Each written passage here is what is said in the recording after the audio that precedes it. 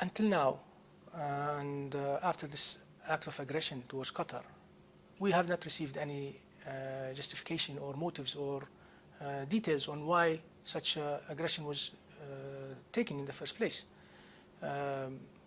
We all met in Riyadh, where nothing was raised.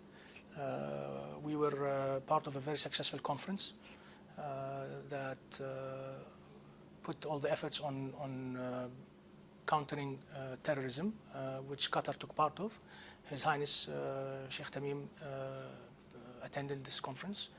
Qatar had signed on establishment of the Center of Combating Financial Terrorism there. So we don't understand where is this coming from. Well, it appears the Saudi Arabians and the UAE, they don't believe Qatar is serious about combating terrorism, and it seems Donald Trump agrees with them. Well, you know, all these issues are based on fabricated allegations, on certain media reports that only mention without putting proof. You know, our door is open. We always said we are sincere about our efforts in countering terrorism. No one came up and told us there are some issues. Have they had the possibility to come and talk to us, we would have engaged, of course. But this isn't the first time Qatar has been accused of funding terrorism, Al-Qaeda-linked groups in Syria, ISIL, even Hillary Clinton. We have the WikiLeaks letter where she says ISIL is being funded by both Qatar and Saudi Arabia. In fact, she said in her letter. I mean, it's a common conversational issue in Washington that everyone knows Qatar is involved in some way with extremism. It depends who is pushing the argument. There are certain institutions pushing arguments that Qatar is financing terrorism without any proof. What matters is the cooperation with the United States. The cooperation with the United States is very solid, and we have close coordination with this administration and the previous administration, and they know the efforts that we are undertaking in this field. But Donald Trump, we understand, called the Saudi king. Has he called the emir in Qatar yet, though, today? I mean, how close is this cooperation with Trump? Because Donald Trump is giving all the indication that, as far as he's concerned, the Saudis have convinced him that Qatar is not helping and, in fact, is hindering the fight against extremism. Again, there is no ground for these accusations. But the president thinks, apparently, that there are, so that's quite a serious problem, isn't it? I think the cooperation with the United States is a long-standing cooperation, and it speaks for itself. There are good cooperation with, as I mentioned, the institutions here in Washington. So is the president irrelevant in all of this? Not, of course he is relevant, but again, there are some proofs that Qatar is combating terrorism, and it's doing important efforts.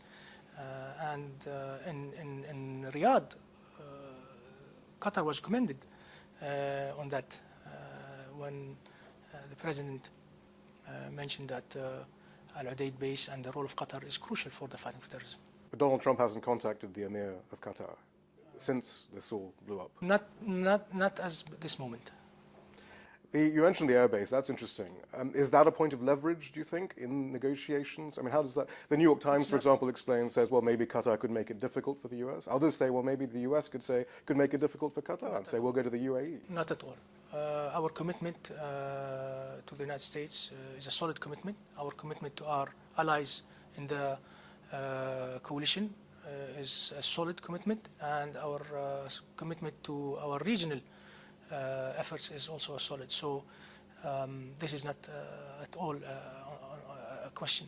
But maybe not for you, but what if Donald Trump says, and the Saudis or the UAE, who've long wanted more of a US military presence in the UAE, as opposed to that presence being in Qatar, says, either you give in on all of these issues that Saudi Arabia and the UAE have problems with, or we'll move the airbase to the UAE. We have agreements with the United States govern the presence of the base, and we will honor them.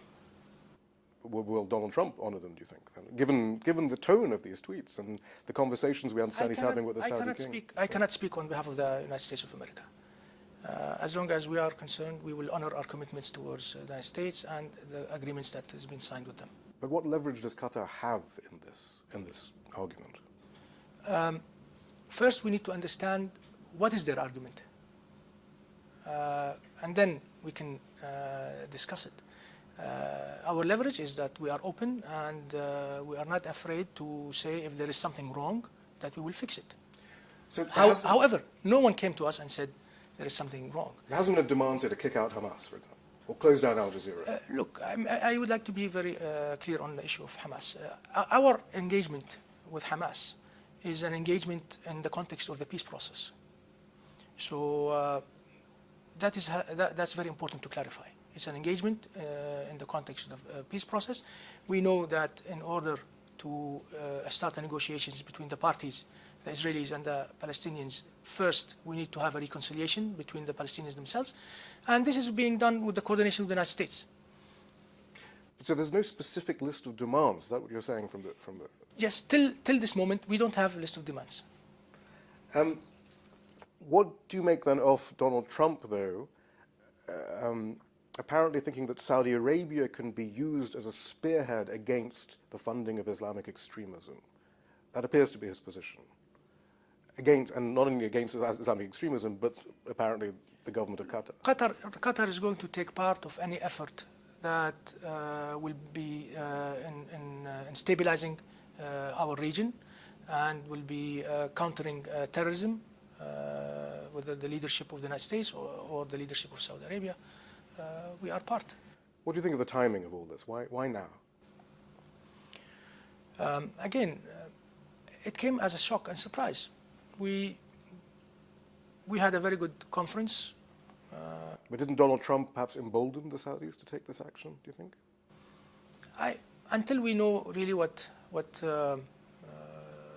their requests are, I cannot comment on that. I don't have any information solid to say who emboldened who. Well, there was a report in the Financial Times that there was a ransom paid for a hunting party in Iraq. 700 million goes to Iran and Shia militias. 300 goes to Al-Qaeda-linked groups. That is not true. The efforts were the efforts were done by Qatari government, and we coordinated with the Iraqi government on this. And there is no ransom went to any of these militias. Again, all these are based on fabrications, and we have to take in consideration the evolution of these fabrications. There was a campaign starting in DC against the state of Qatar. From the UAE, actually, in the main. So who do you think is driving this? Is it the UAE? Is it the Saudis? I really don't know. I really don't know who is driving this campaign. But there is no doubt that there's a campaign on the state of Qatar, not only in Washington D.C., but again it happened in our region after the cyber attack on the Qatar news agencies. So I don't know who's behind it, but for sure recent events that happened in Washington D.C. And cyber and hacking an email of the ambassador of UAE. Do you think the Russians are behind this, as is being reported on some channels? The hacking of the Qatar news agency is still under investigation. We didn't come to a conclusion on it. But if I may say, going back to the hacking of the United Arab Emirates email, surprisingly, it shows that there is this sentiment against Qatar. But again, where is the room for compromise? It seems that the Saudis and the UAE have a great deal of leverage on their side, not least because of the geographical position of Qatar. They are against your support of the Muslim Brotherhood and Hamas, and you said Hamas clearly you feel is part of the peace process. They're against Aljazeera. They're against your alliances with Iran. Can you see any room for maneuver in any of these issues where you can compromise with Saudi Arabia? And I don't know what Saudi Arabia, if they haven't given you demands, but it would seem that they don't just want compromise, they want you to stop your contacts with all of these various groups? Again, there are no requests yet. However, I would like to talk about the relation, as you mentioned, with Iran. Our relation with Iran is in line with the GCC position, so there isn't anything out of the ordinary with Iran. It's a neighboring country, and again, it's in line with the position that all GCC countries took. In terms of the Islamic Brotherhood, the state of Qatar has reiterated many times that there is no support to Islamic Brotherhood, and unfortunately, certain parties don't want to believe that. I mean, we have proved that, and they are still convinced that we are supporting it. Is there an end game though here on the Saudis from the Saudis that you can see? We've long heard that they, frankly, perhaps want to just get rid of the royal family in Qatar, replace them with someone else. Can you see that as something that, I mean, this can't come out of the blue for you, surely? We've long seen the tensions. Is that something you think is happening here? The royal family of Qatar is in a very, very solid relationship with its people, and that's what matters. Other than that, Qatar is open to discuss any issues that our brothers in the GCC. So you could shift some of these positions within the GCC on Iran or the Muslim Brotherhood or Hamas or Aljazeera? As I told you, we can shift any position if we believe that this is a wrong position, and if the parties would sit with us and convince us that they are wrong.